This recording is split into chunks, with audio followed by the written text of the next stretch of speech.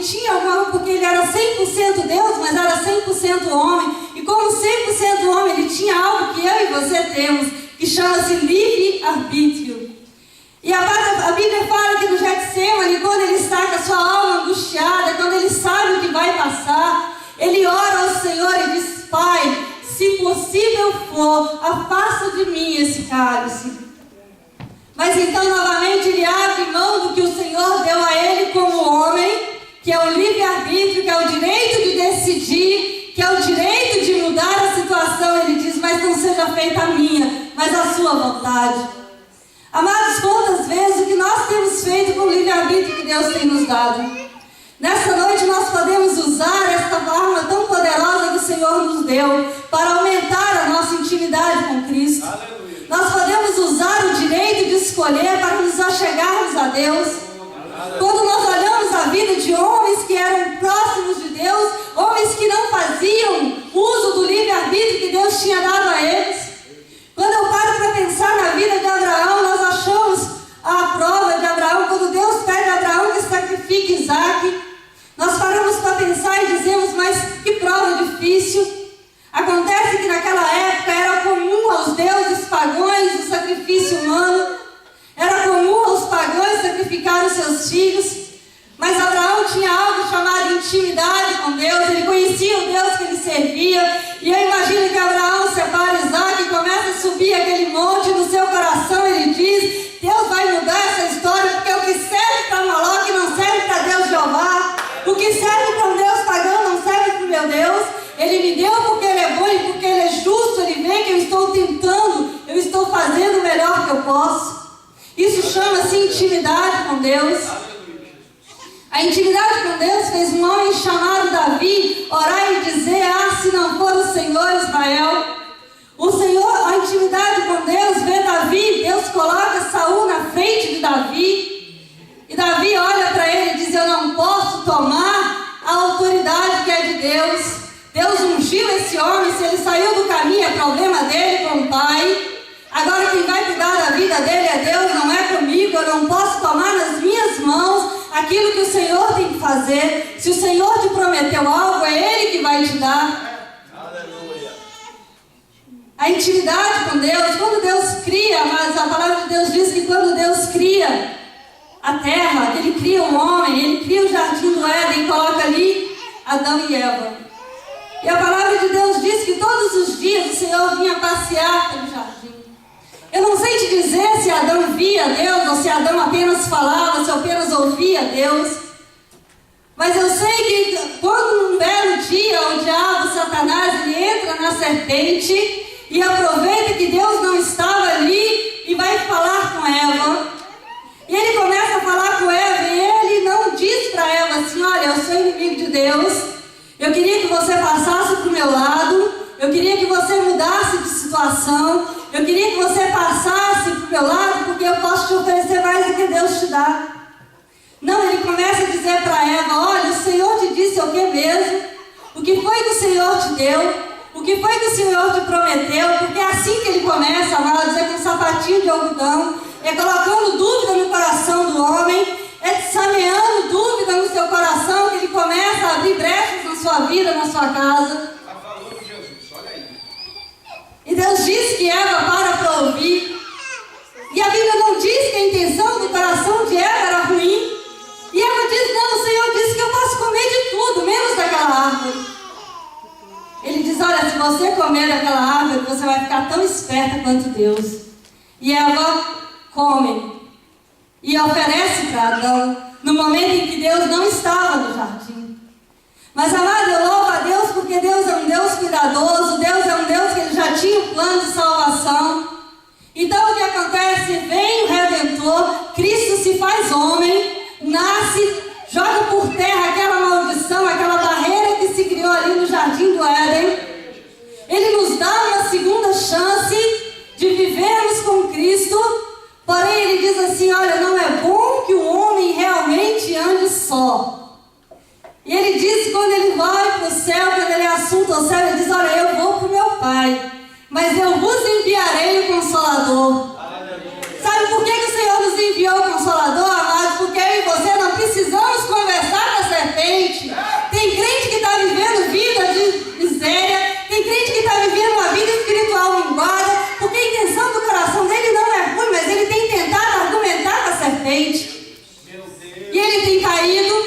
tem sido enganado, mas quando você para de ouvir a serpente e você começa a dizer para ela assim, peraí, que ela começa a tentar te enganar, que ela começa a tentar te convencer que o marido que Deus te deu, ele não é bom para você, ele não reconhece as qualidades que você tem, que a esposa que Deus te deu não cuida da sua casa da maneira que ela deveria ser cuidada, que o seu patrão está ficando rico através do seu trabalho e você está vivendo na miséria.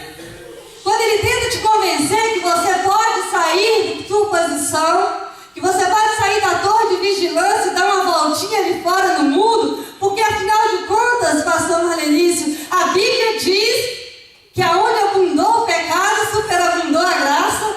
Afinal de contas, é a Bíblia que diz que a glória da segunda casa é maior do que a primeira. Aí quando ele começar a dizer isso, você diz, espera aí que eu vou perguntar para papai se eu posso ir lá fora, porque papai diz lá em Lucas capítulo 11 que o segundo estado de um homem é 7 vezes pior do que o primeiro. Nós temos que parar de responder à serpente, temos que começar a conversar com Deus. Outro dia algo me chamou a atenção, eu estava saindo da igreja. Quando eu desci da igreja, eu estava descendo as escadas, eu encontrei com o Nicolas. Amados, que subia correndo com aquela disposição que só uma criança pode ter. E ele subiu a escada numa velocidade tão grande que ele colocou a mão na porta para fazer a curva. E eu não sei o que tinham pedido para ele, o que tinham chamado para ele fazer. Mas eu só escutei quando ele olhou para trás e gritou assim, peraí que eu vou pedir para o meu pai primeiro. Essa é a posição que eu e você temos que tomar.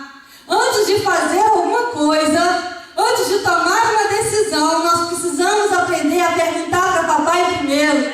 Porque para isso o Senhor nos deixou o Espírito Santo de Deus. Pastor Marlenício disse algo, eu não tenho certeza, mas acho que foi na aula da tarde. Ele disse, olha, os casamentos hoje não estão dando certo, porque as pessoas estão casando para ser felizes. E a gente não pode casar para ser feliz. A gente precisa casar para fazer o outro feliz. Esse deve ser o objetivo da minha vida. E eu quero te perguntar nesta noite, como é que está o seu casamento com Deus? Você está casando com Deus para ser feliz ou você está casando com Deus para fazer o Espírito Santo, para fazer o Senhor da sua vida feliz? Qual é a parte de Deus que você está esperando? É só o trono de glória ou tem Calvário também? Como é que está o nosso relacionamento com Cristo? Nós temos na nossa vida, nós temos vivido primeiro para fazer o Senhor feliz? Nós temos vivido primeiro para levar um evangelho de verdade? Ou nós temos casado, nós casamos com o Senhor e disse, não, eu casei com o dono do mundo, Ele pode me dar todas as coisas e eu vou sentar e vou esperar nele, porque, amados, o Senhor fez aquilo que nós não podíamos fazer. Aí você me diz, irmã, mas o casamento da igreja com Cristo é depois do arrebatamento. Não. O casamento da igreja, a festa da igreja, o casamento com Deus é depois do arrebatamento. Amado, mas quando Cristo vem ao mundo, quando Ele morre, Ele chega e diz, papai, que Ele volta ao céu, Ele diz, olha, eu já morri pela igreja, a noiva é minha, eu vou assinar aqui o contrato e é meu e ninguém toma. Como está o comportamento da igreja de Deus? Será que a igreja do Senhor, será que a noiva tem se prostituído com o mundo? Palavra forte. Prostituir é uma palavra tão feia. O ato é muito mais, amados. Eu me prostituo com o mundo quando eu começo a achar que não faz diferença. Quando eu começo a achar que Deus é obrigado a aceitar aquilo que eu quero. Quando eu começo a achar que Deus não é prioridade na minha vida. Quando eu começo a achar que Ele escreveu o nome Ele me escolheu primeiro, então foi porque Ele quis. Amados, não é assim que funcionam as coisas com o Senhor. Deus é um Deus zeloso. Deus é um Deus que tem nos separado. Nós precisamos tomar uma posição na nossa vida. Nós precisamos fazer uma escolha na nossa vida. Nessa noite eu te convido a escolher se você quer fazer diferença no inferno ou se você quer fazer diferença no céu. Qual é a diferença? A diferença é que a palavra de Deus diz que naquele dia muitos dirão, Senhor, mas em Teu nome eu expulsei demônios, em Teu nome eu fiz sinais de maravilhas, eu preguei, eu cantei, eu evangelizei, eu fiz fiz diferença no inferno. E o Senhor vai dizer: olha, apartai-vos de mim, maldito, porque eu não vos conheço.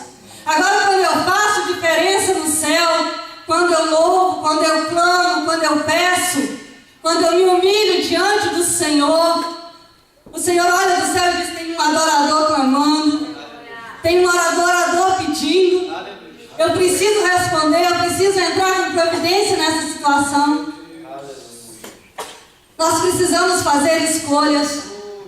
O nosso casamento está marcado, a nossa festa já está pronta. E o Senhor, Ele, o nosso noivo, Ele diz: olha, eu não sei o dia nem a hora. Amado, nós queremos tanta coisa, queremos saber tanto de Deus.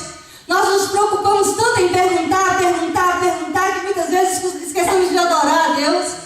Senhor, por que isso? Senhor, por que aquilo? Senhor, não pode ser assim. E Cristo, sendo Deus, Ele teve a humildade para nos dar o exemplo de dizer: olha, eu não sei o dia nem a hora, só o Pai sabe. E tem crente querendo saber mais do que Deus, porque ele quer saber o que é melhor para a vida dele.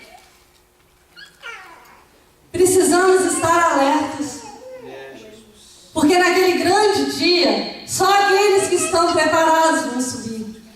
Naquele grande dia, com a festa que já está pronta, para o noivo que já fez a sua parte, para um Deus que já está em pleno acordo com esse casamento, a igreja, a noiva, amados, é a única que pode voltar atrás, porque a noiva sou eu e você. Só eu e você. O diabo, não existe homem na terra, não existe demônio no inferno que pode mudar aquilo que o Senhor determinou. Mas eu e você podemos abrir mão da nossa bênção. Eu e você podemos perder aquilo que o Senhor tem para a nossa vida por um segundo de falta de vigilância, por um segundo de achar que coisas não fazem diferença para Deus, por acharmos que vivemos hoje no tempo da graça. A Bíblia foram escritas por homens que foram inspirados por Deus.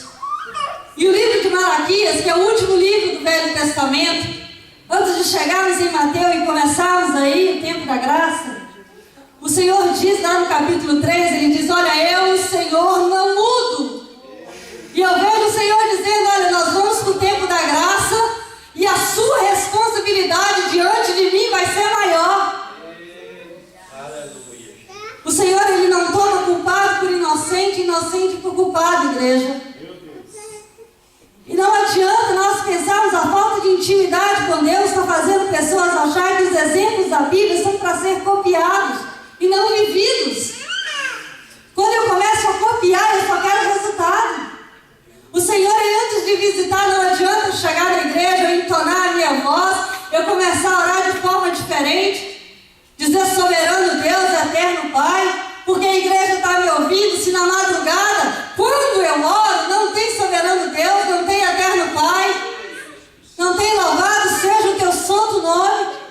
O Senhor olha do céu e diz: eu não conheço Ele, um dia Ele é uma coisa, de dia Ele é outra. E eu continuo o mesmo. Precisamos nós ter constância na presença do Senhor. Quando cai a muralha da falta de intimidade com Deus, cai a muralha da falta de fé, cai a muralha do medo, cai a muralha do desânimo, porque passamos a conhecer Deus. Paulo diz que devemos crescer em graça e conhecimento.